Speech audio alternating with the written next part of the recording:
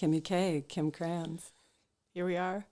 I'd like to welcome you to the In the Nod podcast. For those of you who don't know Kim Krans, she is a New York Times bestselling author, the creative director and founder of The Wild Unknown, an author, a children's author, an illustrator, an artist. We just had Lee McCloskey on. He was like, no one understands a polymath.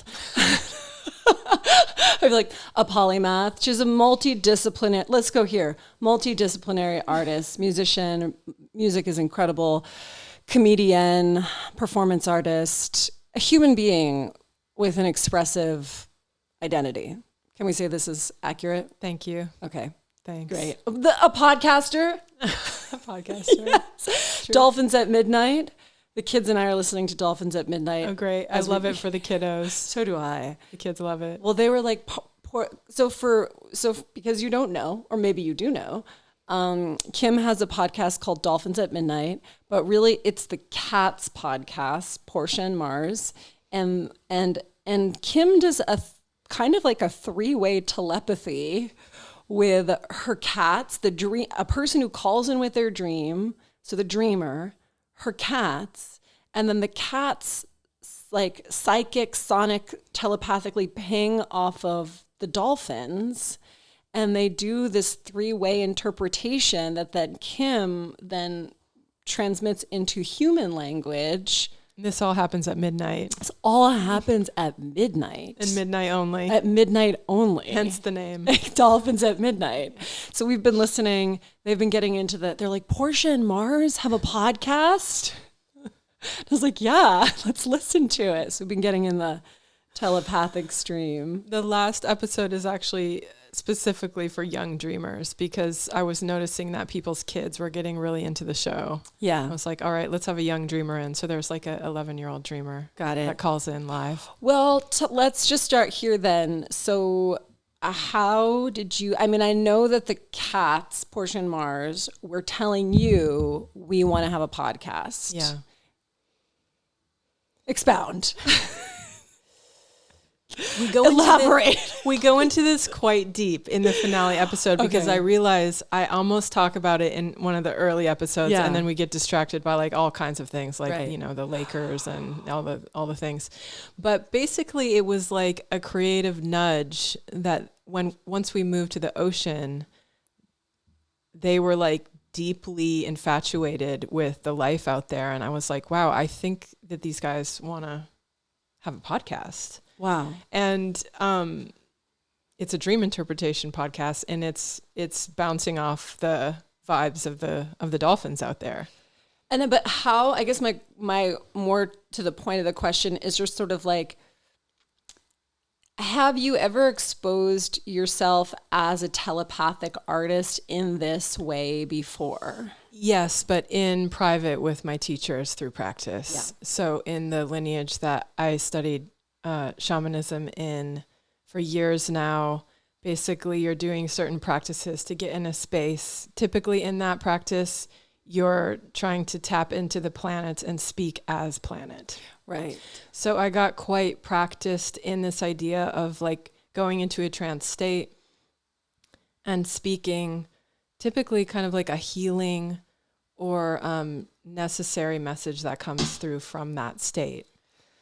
Well, it's really fascinating because the Wild Unknown deck, obviously incredibly popular, but also like, I mean, also the animal decks, like they are intense transmissions. So it's evident, they're actually stunning to me sometimes because I know you personally, and then I get engaged with the deck and I'm like, whoa, it's not different necessarily than knowing you personally, but it's working in a much different kind of stream. But what, I guess I'm just curious about what motivated you to do this telepathy work so like blatantly, like this is it's not like it's a dream interpretation podcast, but you're doing telepathy publicly, right? Clearly, but we're not hiding it. I don't think that. I think you're unique in hunting that. You're unique in being like calling it out. Like this is actually what happens. or what's happening. A lot of other people are like, oh, this is so fun and dreamy, and I feel good when I'm listening to it. Got it. And some people are like that with the cards too. Like, I just feel like I feel good when I'm using it. And to me, that's the access point for them. That's as far as they go with it. Yeah. And to some degree, then it's working and it's fine. It's rare for me to interface with someone that's like, hey, I'm going to like call you out and acknowledge the fact that you're like doing some transmission from the Dolphins on a podcast. Yeah. Like, yep, you caught me. Like, busted. Well, I mean, this is sort of like in the show, which is just a touring show around your birthday. It's not a touring show that comes around at other times yet. It's a once a year occasion. Once a year, one woman show, just premiered in Los Angeles and will soon be in Austin and then in New York City. But just, I mean, maybe we could talk about you've always had a strong identity and strong command as a quote unquote outsider, but what it is to listen, to have clear audience and to say like, okay, I've heard that and now I'm going to deliver it. And I'm not going to, question myself or I am going to question myself. Is it just something you have to do? Like, if you don't do it, you can't not do it. It's a great question. There's plenty of calls like this that artists get and anyone, even if they don't consider themselves to be an artist, that you get these nudges through the life. And for me, I get them pretty consistently. So it's a matter of not only hearing the message, but then having like some sort of filtering or refined system of like, okay, that one I'm going to hold for a few months and see if it's still calling. Right. But that one is actually... no matter how it ends up being in the world, if it's a big show or a small show in terms of like revenue and people, it's a big deal on a soul level. Right. It's like a part of me that needs to be delivered in the world. Right. Well, and I guess that's why I bring up this show, because there you are again, channeling these different, I mean, I know that they are identities and I know they are parts of you, but they are also sort of like archetype, they're frequencies and archetypes and messages and messaging that like these different personas speak to you, these different entities, speak to you, like Zyla. Exactly. Zyla and Misty. And I think of them more like frequencies and archetypes than I would like some people might say, oh, this is parts work. Like this is a part of the psychology that wants this and says this. And I'm like, that's fine.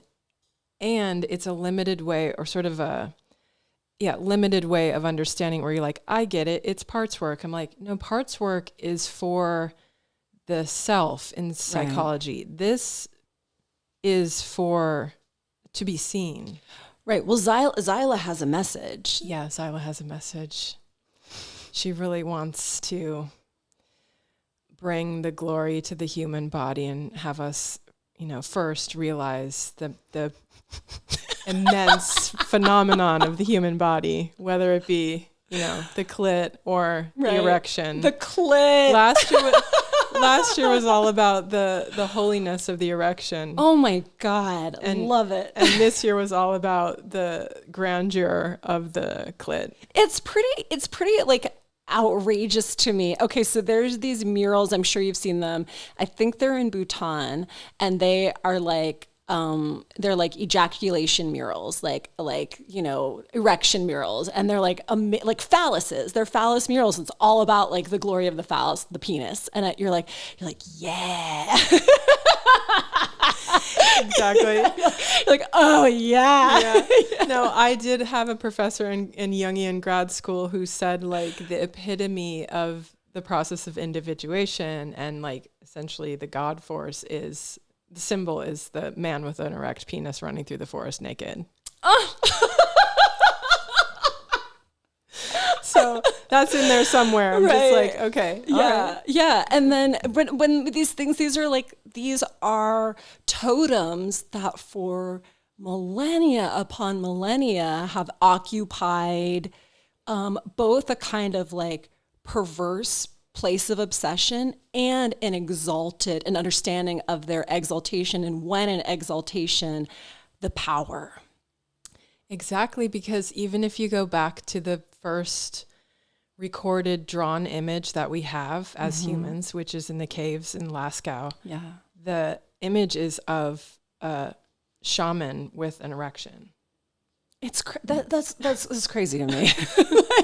I'm just like I'm going through it in my head. I'm like, okay, I'm trying to like process simultaneously in this conversation. I've been trying for like 15 years. I've never been able to fully grasp that with that image. I'm like, wait, it's just a boner though. Right. And it's like, no, but it's sacred. Yeah.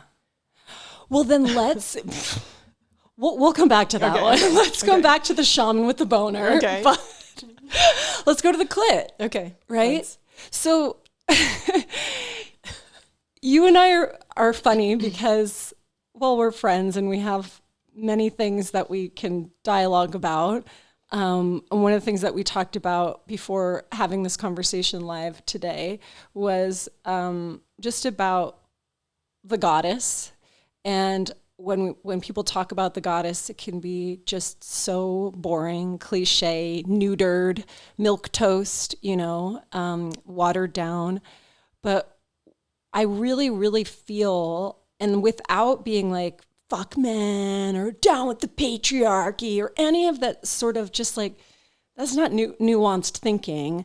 I really do feel like we have to ground more and awaken both top down and internal, inner, outer, and outer, inner, bring more of this intensity of the woman on the earth, that the earth actually needs it in order to awaken its full glory and potential. And so now we're talking about this sex organ that nobody, for the most part in history, no one wants to talk about it unless we're talking about those, Celtic open the vag carvings, bas-reliefs, and no one wants to talk about it. Then when people talk about the clit, it's very like, I don't know, it's just kind of like squirting culture. Yeah. Right. That's not really my scene. No. I don't know. It's cool, but I don't know. I want to talk about the clit. What does Zyla have to say about the clitoris? Tell us, Kim. Zyla would like to say something about the immense knowledge that it contains. And that this can be actually held as a secret. It doesn't need to be externalized and vocalized and championed, that it can be healing inside the system. We talk about the pleasure that the clitoris actually circulates. I mean, that's an immense amount of power and beauty and healing and rejuvenation and vitality that can be then broadcast. I'm going to drop back into Kim's voice. That's great. No problem, Zyla. Thanks for visiting. Just like a little cameo. Thanks for visiting, Zyla. We're good. Back to Kim. This would be like the subtle singular drip of nectar, or like the ojas it can feed the whole system once that's like circulating through, you could say the glands, that it's up here in the mind that you would want to like activate those glands, but ultimately it's like connecting it down to that sacral area that has wisdom that can really hold. Yeah. And when I talk about secret, like I really feel like our culture's missing opportunity of that, because we keep things secret like in the wrong way. Yeah. We don't know the power of holding and sustaining knowledge. Instead it's like you keep secrets when you like are afraid or ashamed or something. So it becomes sort of a thwarted opportunity. And as soon as we like know something, we have to go like say all the things on social media and tell everyone about the experiences. So one of the shamanic lineages that I've studied with that I hold very dear, which has so much to do with this idea of like the lower mouth, and that is the one that speaks through silence, and that you can communicate with that part of the body. they really utilize the practice of secrets. So, for example, you do a ceremony or practice, and then the container is sealed for 1 year. So you don't speak about, oh my God, I saw like 6 butterflies, and the spirit animal came to me, and and I didn't like it because a girl next to me, blah, blah, blah. None of that. Yeah. Like the energy of the ceremony never leaks anywhere. It's sustained, and any thoughts you have about the practice, you drop back into the work as material. And then after 1 year, you could call up your friend who was in it and be like, could you believe that part when this happened? Or how did you feel about that?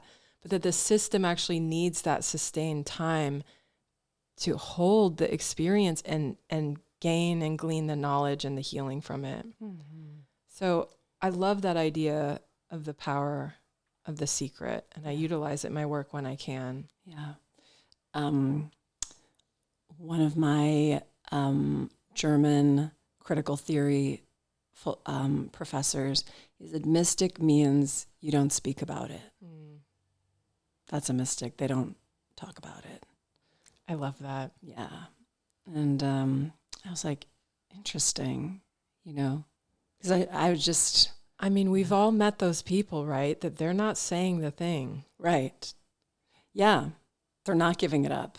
Yeah. They're not. But being around them is healing and otherworldly and unique. There's a couple of different things that I sort of gather from that. One is that language, well, I want to hear what you have to say about it. But one of them is that I think language, the nod, the spoken word, it can be so effective. You can take somebody and put them into a kind of reverie that then changes their mode of engagement in the world. But what language also can do is engage the mind, and then the mind is always grasping to think that it knows something. When if you are grasping, then you can't really be in the dance. So when you say less, you can actually energetically move the person more, because you're not having to then like work with their mind or have their mind put up any resistances. Exactly. And the language wants to break the tension of the experience, the discomfort of the tension, of the unknown and the unnameable. So oftentimes when a big experience happens and we don't have it quite integrated yet, the psyche will come in and say, or the intellect will come in and say, like, that wasn't good, or that person interrupted me, or I felt like I should have been in the center of it, or my meditation cushion was annoying, whatever they're going to say. Yeah. And then this big thing turns into a really small thing and it gets flattened. So that would be an example of breaking the tension. Right. Whereas like even in Jungian psychology, Jung was so into this idea, and this is one of my favorite ideas of his, because it's so challenging every time it happens, is that when there's the tension of opposites between, say, regular life and an otherworldly experience, the tension is so high that we want to break it through language and name it. But if you hold the tension, this phenomenon, which he called the transcendent function, arises. And it's new and it's unknown and it's never been seen. Wow. I'd never heard this word before, the transcendent function. It's one of my favorite phrases in certainly all of depth psychology, but in the world, because it really allows us to hold tension and wait and wonder that something new is emerging. And that's what gets kiboshed when we talk so much. I've found it actually to be a way that we relieve discomfort, anxiety. Because if you do ceremony with someone, whatever that ceremony or ritual looks like, and the next morning you wake up with that group of people and you're at breakfast having coffee and tea as if nothing happened, that ceremony is still moving. And it's like moving more deeply through the group, because you're not yapping it away. Yeah. It can, the energetic mandala flow can actually take place and start to move you into the positions of that sort of more divine experience. Yeah. Or whatever you want to call it. Exactly. Do you, I'm searching for the proper way to ask this question, but it's sort of around like, it's so easy to judge a moment, to judge a person, to judge an activity, to judge an experience. And at this, when actually maybe everything's fine. I mean, sort of this, all of the really transcendental spiritual teachings say, like, you don't understand the cosmic play. Actually, everything is fine. And at the same time, when we look around, it can feel like everything is not fine. Like, I don't know what you're talking about. Like, when we look at the atrocities, can you even call, this is where I feel like I get stuck in non-duality. It's like, if I call it an atrocity, does that make it an atrocity? If I'm judging it as an atrocity, am I not understanding the more divine, overview? And at the same time, if I'm not calling it atrocity, like, am I condoning that? Am I saying it's okay?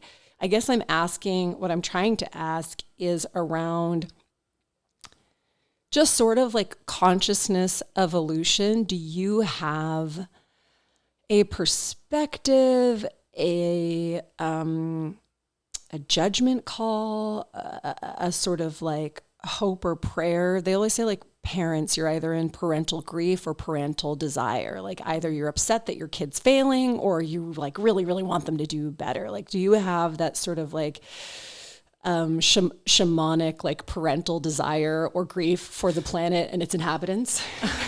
I love this question. Thank you. Okay. Only you can ask it like that. It's amazing. Yeah. This is where I turn to the shamanic work of playwright Samuel Beckett and alchemy. Yeah. There's this amazing play, one of my favorites of his, Endgame, where one of the characters, they're stuck in a room and the world, there's like an apocalypse. That's the subtext anyway. And one of the characters keeps looking out the window and saying, something is taking its course. And that phrase I rely on all the time. Just something is taking its course. Yeah. And in alchemy, that's the promise, that we cannot know right now what's occurring or why.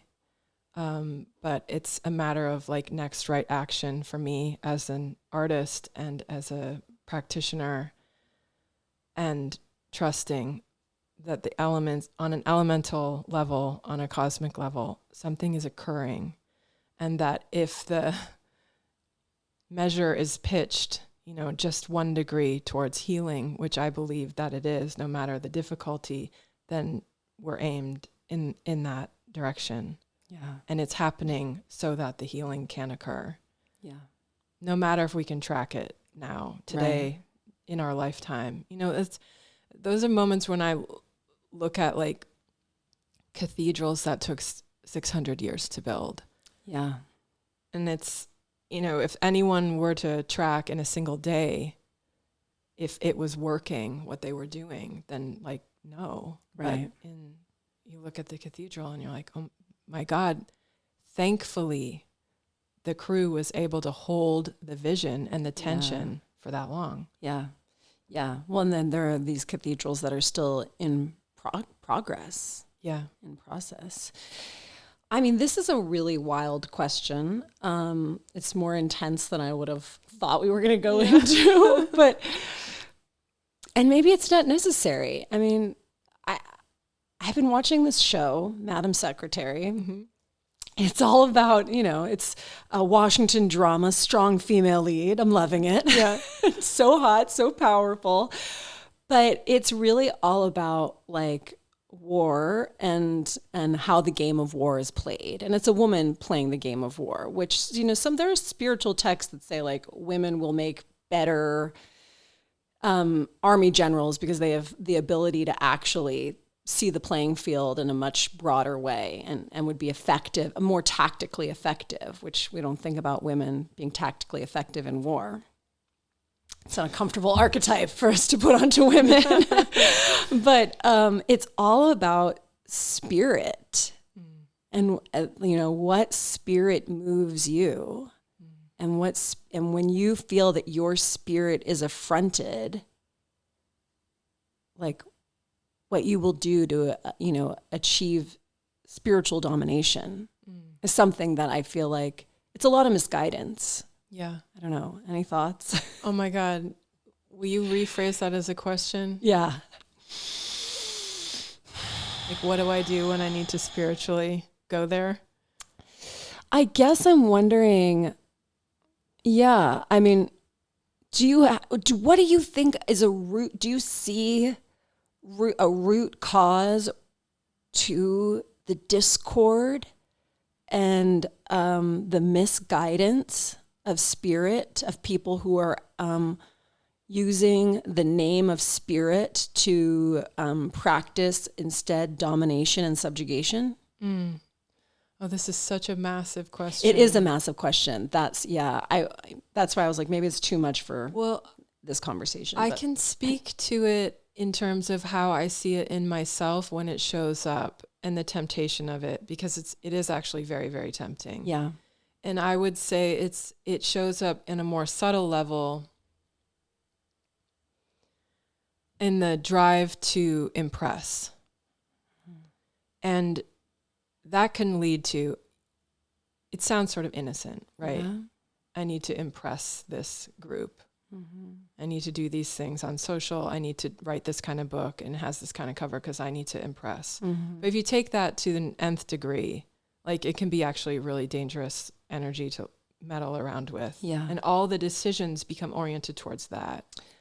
Wow. Yeah. Whereas, and I'll say in these last performances, I've constantly had to catch myself from drifting into, I need to impress the audience. As opposed to, I want to be present to this given moment and this given character and this given archetype. And what does that want to do? Am I in service of that more mysterious force's desire to communicate? Or am I going back over here to Kim Krans, who wants to make sure like my ass is covered when I'm on stage, like, and it's a new art form for me, sort of. Yeah. And I'm going to go over here. And then just suddenly, slowly, you end up in very, very different locations. Yeah. And this could compromise. There is a sort of violent nature of it in that it would take away from or make certain cuts and decisions in order to make sure that its ego is satiated. Right. Like the ego protection. Yeah. Ego protection at any cost. When it follows that thread in a certain way, it can go in a really crazy direction. Yeah.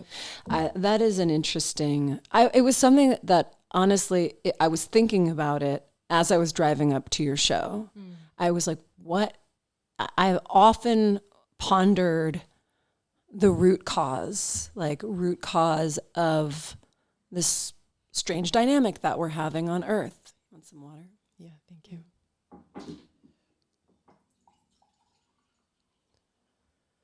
That's great, thanks. Yeah, why is it like this? And everybody's screaming about it. Everybody's like yelling about it, and this is wrong and that is wrong. And I agree. That's the thing. It's like, I agree that that's wrong. And I'm always like, well, what do I do about it? I don't want to sit back and be like, it's cool, man. We don't know I'm not saying that that's what you said, but it's like, it's cool. Like the law of karma is happening. Yeah. And at the same time, like when I take on that, some of the other spaces that are suggested, I'm like, that doesn't seem right. So we're all in a navigation of time and space and right action.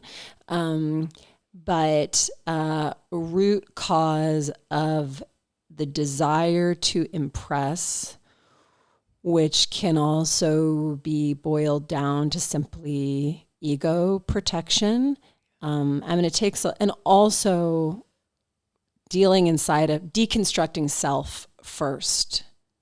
Like it is, I think this is also a place that I do come down back to, but I hadn't quite named it there yet, which is that you have to deconstruct it in yourself first. You can't go out and like vigilante, or you can, I don't know. This is that non-duality thing where I'm like, do you? Like everybody has to do what is in right action for them. Exactly.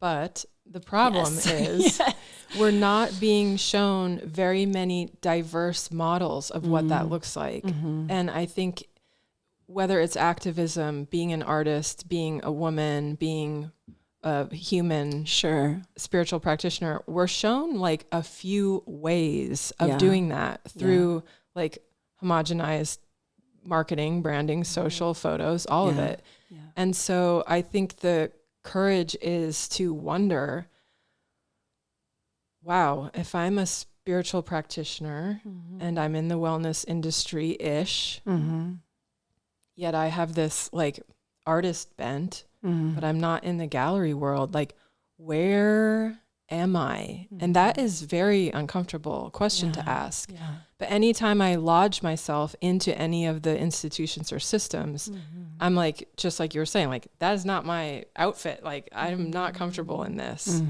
So again, it comes back to like having some practices that support the tolerance of the discomfort until that self, that you, starts to emerge and can like hold itself in the unique mandala or pattern of one's life. Right. Yeah. Because right now, if I open Insta, I'm shown like 3 ways of being a woman. Yeah. And successful woman, healthy woman, interesting, smart, spiritual. There's not many ways. Right. And that's really problematic. Yeah. It's a hard platform to express diversity on, but it's still like, if we start putting ourselves in those simplified, limited containers, it's just going to get harder and harder to find ourselves. Yeah. That, it takes a lot of courage to show up as, I don't even want to say authentic, because I feel like that is a loaded word right now. It's like, I don't know what that even means because of the way it's being thrown around, but as an unfiltered, unmasked self. Yeah. It's also an interesting topic that you bring up around being a woman, maybe we could even widen the scope a little bit, being a human. Exactly. All the different ways. How does one intersect with the world at large from this, maybe I'll use it here, authentic place, but truly authentic, truly in self. It is more and more required. I mean, it is more and more refreshing. That is what I was trying to do like a year and a half ago. I got all up in my I was all hopped up on this word leadership. I was like, I want to do it differently. And no one liked the word leadership. It was like too militarized, they just didn't, I wasn't gaining any traction with it. But I wanted to do it from this space of Satnam, where it's just like, you don't have to be bombastic. You don't have to yell into the void. You don't have to put on a fake, crazy character. Actually, the most powerful thing would be if you just show up in your eloquent dignity of self and speak from this place, which takes a lot of nervous system training. Yeah. Yeah. Oh, this makes me think of this psychic that I saw recently in the basement, some basement in Brooklyn. Okay. Tell us the story, Kim. He doesn't take appointments. Okay. You just go into the basement and you wait on the couch. Nice. With the people from the neighborhood, and there's families there waiting. Oh, wow. And I waited for almost 3 hours to see this guy. Wow. And I went, it was like a cinder block basement. It was painted blue with beautiful shrines to the mother, Lady Guadalupe. Jesus. Mm-hmm. There's like a fridge, a busted fridge, and they were playing CSI out of a TV really, really loud, so that you couldn't hear the session that was happening just through the door. Got it. And there was more Shakti in that room than I've experienced in the U.S. Wow. Not in a temple space. Yeah. It felt like India. Yeah. The way that the air is changed by presence and by prayer over time, accruing over time. Mm-hmm. And I went in there and he called me out right away. He's like, you're a psychic and you're not doing sessions with people. Mm-hmm. What are you doing? Okay, like, whoa. But point is, I left there and I was like, man, he's renegade. Mm-hmm. Like, there's not a website. What made me think I have to do the branding before I'm doing the practice? Like, have the website, have the name, have the Insta feed, have all the things, have the great appointments that are easy to book. He's like, I've been doing this for 50 years and the people come in that need help and I help them. He's like, you forgot. This is service. I was like, yeah. Oh my God. Wow. So that gave me a new, beyond the session, it gave me a new path in my brain about like how much I have bought into what being a psychic, say if I were to give readings now, what I would have to do in order to make that legit. Right. And I could tell by the people there, there's the mom with the teenager who's going through something. The guy next to me has like been here before and he's like, I come here when I need to come here. Right. And I need to make a decision. And I'm like, this is a vibe. Yeah. Yeah. He's known. And he's known and a secret. Right. And a secret. Yeah. So it's like you have to know, like you go to the counter and he's like, okay, you go downstairs and yeah.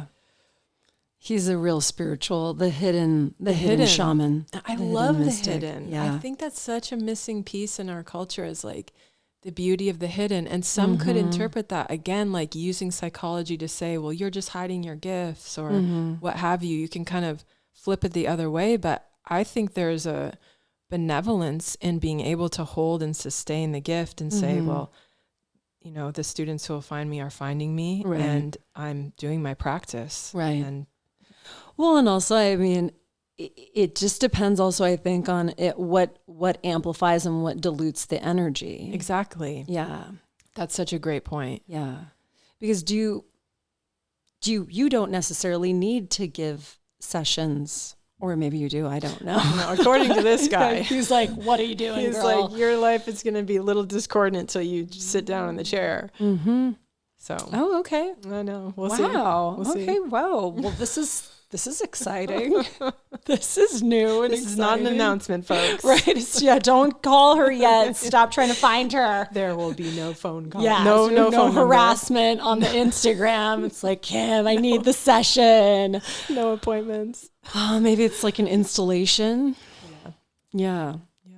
Because I don't know. I mean, there's different ways to intersect with the world that are effective. Like for a long time, I didn't want to be known as an astrologer because I was for 22 years, but everybody and their mom's an astrologer. Like why does it need to be known that I don't need this for me, you know, I'd rather keep this a secret. Well, also like during that time, something is taking its course. Yes. So there is that interesting question around like when to turn this forward facing and teach the you know, be the teacher. And through that you become, you know, you really integrate the practices or when is it time to really saturate yourself in the practices? Well, and this was the other question that I had around, because you were saying like there aren't a lot of public examples. So then do you feel any kind of requirement to just show up publicly, not for the attention, not to monetize, not to cash in, but just because as you put your projection forward in public, at least it gives an example that somebody else be like, that's a little bit closer to a kind of resonance that feels a little bit like me. And I have more permission based on seeing it reflected outwards. Yes. But it's hard. Yes. Yeah. And definitely yes. I think it's a missing part of the puzzle for me. And then I'm so used to just going into the artist mode. So it's almost like, well, it's easier for me to do it as a performer, as a musician, Right. as an author. I can show up in some way. Yeah. But, you know, my life has been changed by the teachers who are willing to teach for 3 people in the room. And I was blessed to have their attention and their grace and their wisdom like passed to me. Yeah. And they were teaching for 3 people. Like I have a teacher now and I was on a call with her. It was me and 2 other students. Wow. Yeah. And it's just this significant how much, you know, they have moved my life. So the way we have currently of measuring success and impact, we're way off. Yeah. We're way off. Right. Because the impact my drawing teacher had on me when I was 15, teaching to, you know, there are 8-10 kids in the class in the middle of nowhere, Michigan. She was talking about the living power of the line. She's talking about life force moving through material, you know, infinite impact. Yeah. It still moves me. Yeah. Yeah. So I think we need a new measuring tool for impact. Well, I was thinking about that as I was watching the show. I was just thinking about like I was like, wow, it takes a lot of courage, everything that Kim has done, everything that you have allowed to come through you and everything that you have, you know, like a woman, like pushed into the world, not from a masculine place, but like when you're having a baby, in the end, you push it. It's not just like, well, if it flows, it flows. Like, no, girl, you push it, push now. So like what it takes to push everything that you've pushed, you know, birthed into the world. And I had remembered just one of our conversations about an early supporter, an early mentor, an early benefactor, somebody who gave you the courage and the confidence to follow these pursuits and to draw, which is, you know, just a lot of people do not just draw, not just illustration, not just drawing, not just the visual arts, but a lot of people have something inside of them that gets squashed. Yeah. And what it takes to really instead give. And, yeah. I think to be someone in the world today that is able to say to others or reflect or mirror back to others, this matters. Like in all the chaos and layers that are going on right now, amidst all of it, if you're drawing a lemon, it matters if you catch the nuance of the end of the lemon where it curves out. And allowing that student or humans' attention to be drawn to like, this is also important.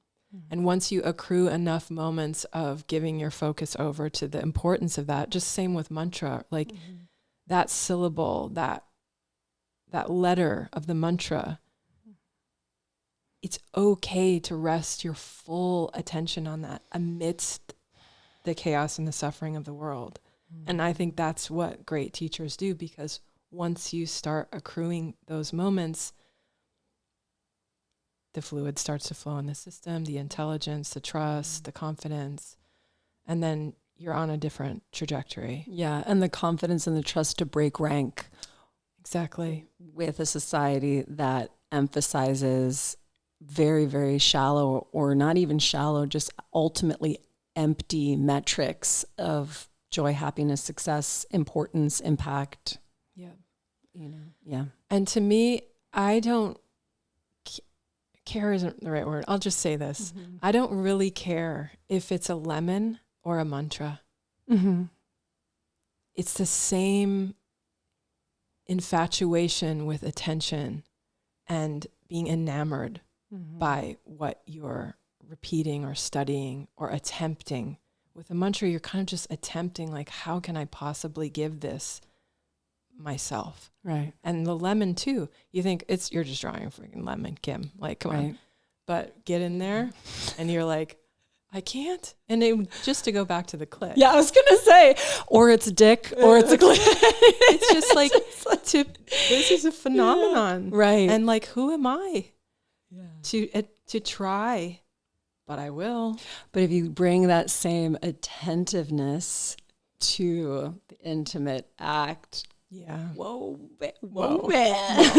Whoa. That's what the squirt culture is missing. Yeah. It's like fine if you get there, but like if that's the pressure even on the man to get the woman there. Right. Poor guy. Totally. Yeah, absolutely. Because then it's like it's a performative act rather than a presence act. And then the orgasm is just not as deep. Or, they say like 46% of women like don't ever orgasm. I think that number actually might be higher, or like they fake it, and it's like, well, that's not good. Yeah. That can't be good. Or maybe, something is afoot. It's all in process. Yeah. Well, it goes back to the impressing. Right. And then both parties are impressing, and the presence that like we long for like more than ever. Yeah. Isn't there? Yeah. Yeah.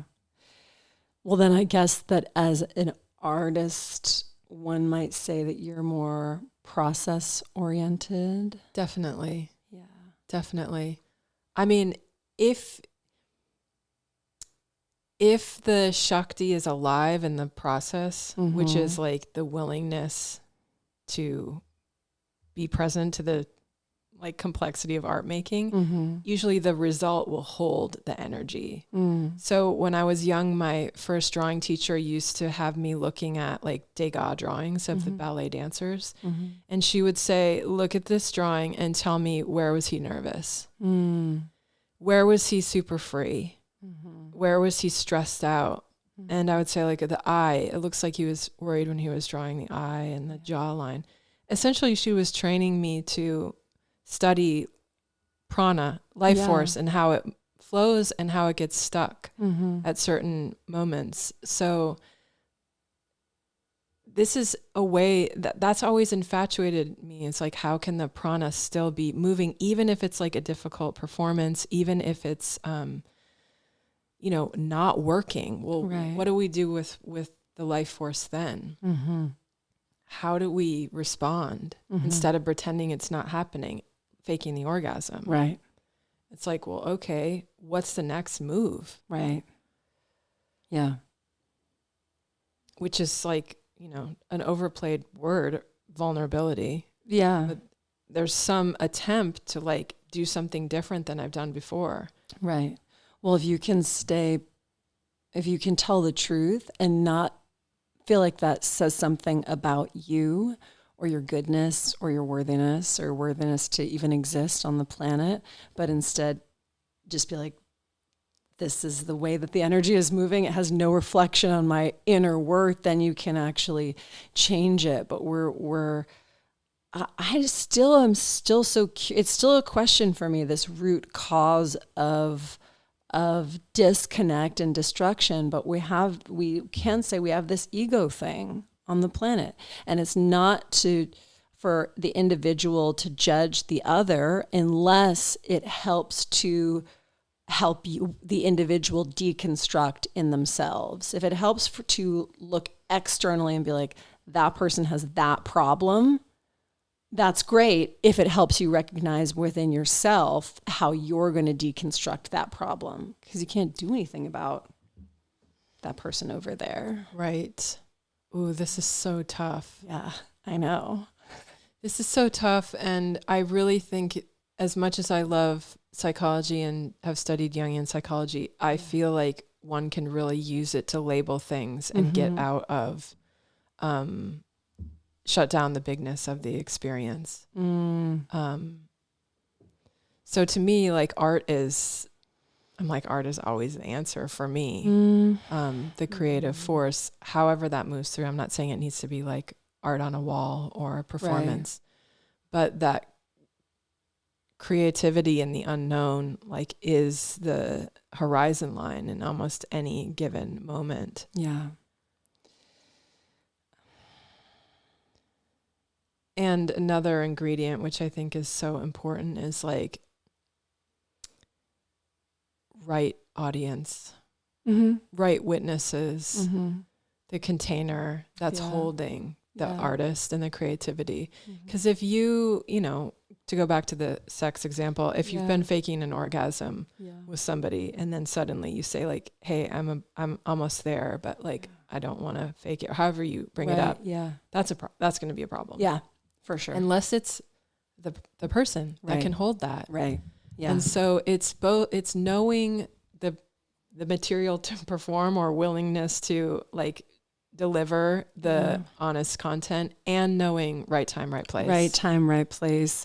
And also like, you know, when you're going to decide to pivot, and comfort in that discomfort, like relaxation inside of the discomfort, it's going to be a problem, because, you know, this is going to totally like, I'm going to kill this moment right here, but I'm comfortable with killing it in order to finally move past the performative aspect into the real engagement. Yeah. That a poet, you know, mutual poet friend of ours, Ariana Reigns, once said to me, she was like, you know, you don't need that many people to take the sacrament. She's so incredible. I know. She just says those things. I know. And I was like, then I psychically took the sacrament, and I was like, woo! She's so incredible. One time during COVID, when I released the alchemy deck, and there was like no way to celebrate or acknowledge that it came out except, you know, online. Yeah. And she was like, well, what are you doing? The deck came out today. And I'm like, I'm in my Brooklyn studio. That's just like me. Yeah.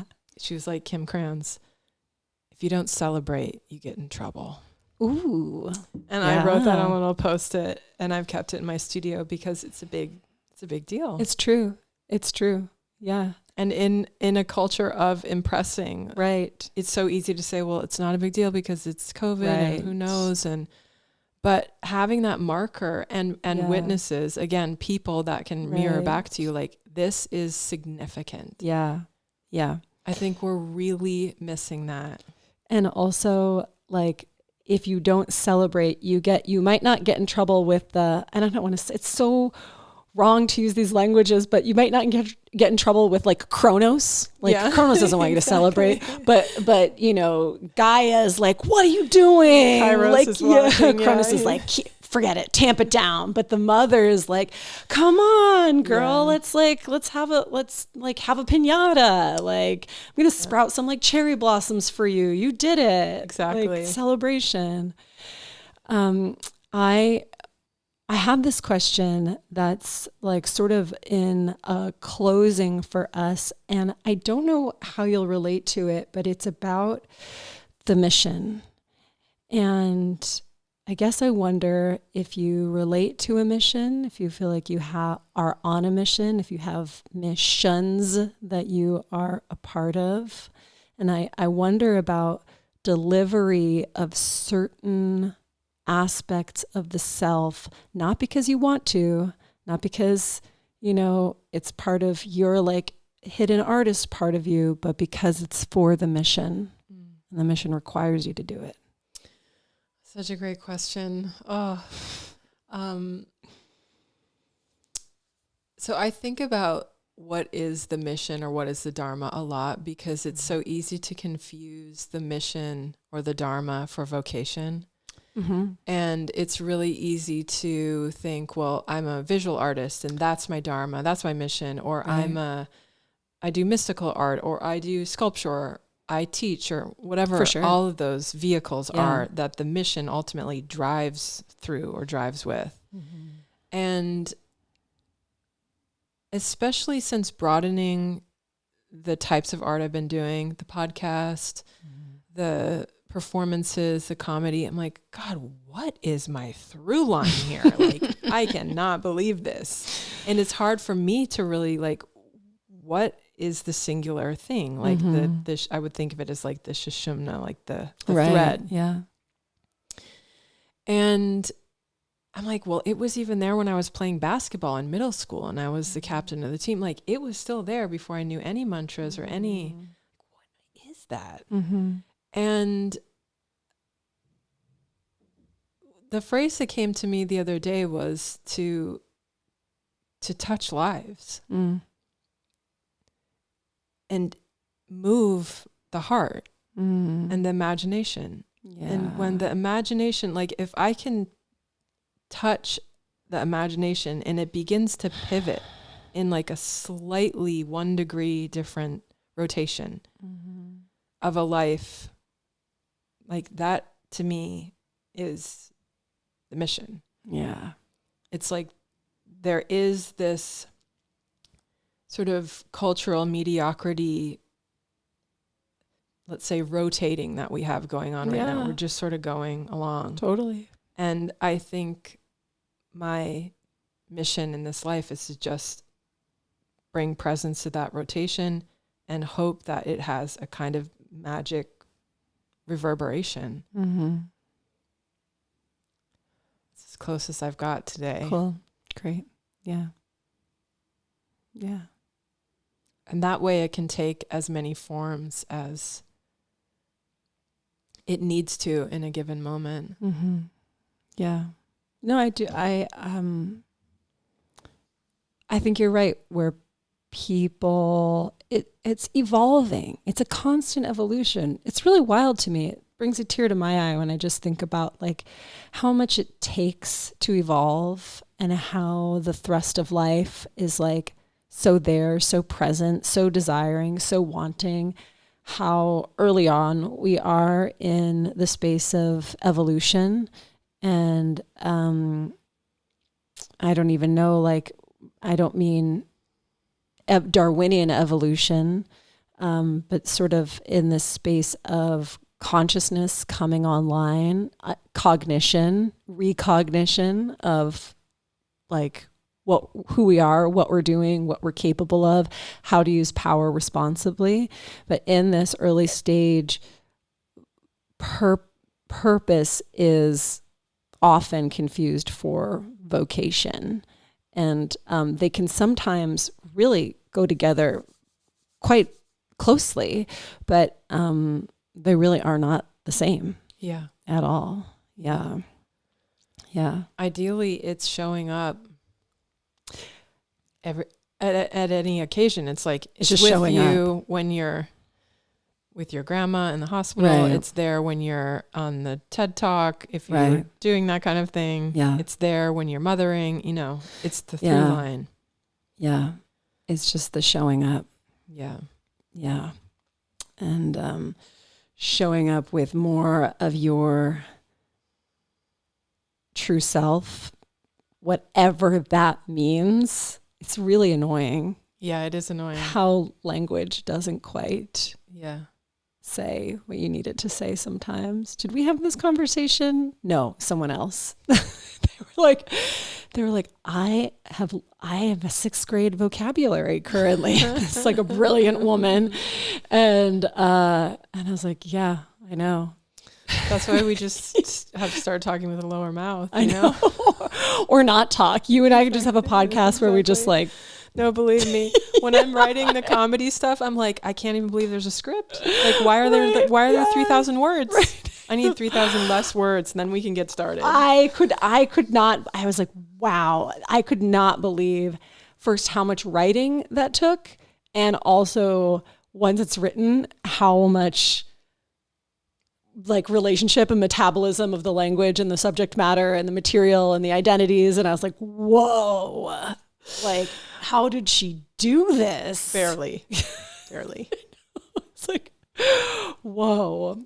It's I have a dear friend who's like, well, you need it to be this much risk. I'm like, I guess so, because that was a lot. Yeah. And the consistency to show, I mean, like I could get started, but the consistency to show up again and really, really create this piece. Yeah. I mean, that's a through line right there. Thanks. Yeah. Relentlessness is my love language. I know. Nice. Yeah. Kim is relentless. Okay. Whoa. Whoa. That's my mission, just relentlessness. Oh my gosh. Well, I mean, I have like all kinds of projections for your mission, but I'm going to keep them to myself. Just for the show after we'll talk about it for the show. I'm going to keep it to myself. But Kim Krans, first, I just want to like really from the bottom of my heart, thank you for coming on this podcast and this show. It was an interview I really appreciate you being available for. And well, thank you for having me, and thank you for your work in the world that has touched my life and my artwork and my day-to-day. So thank you. And this was like a really, really far out conversation. We didn't even really get to yeah, we didn't, but stay tuned, everyone. Stay tuned. We will get back to that you guy guys with just the boner can't, in the forest. Exactly. We can't even handle it. The two clits are just like, woo! We'll leave him running until next time. He's just out there like, woo! He's like, the clits over there, just like they're popping off. So till next time. Okay.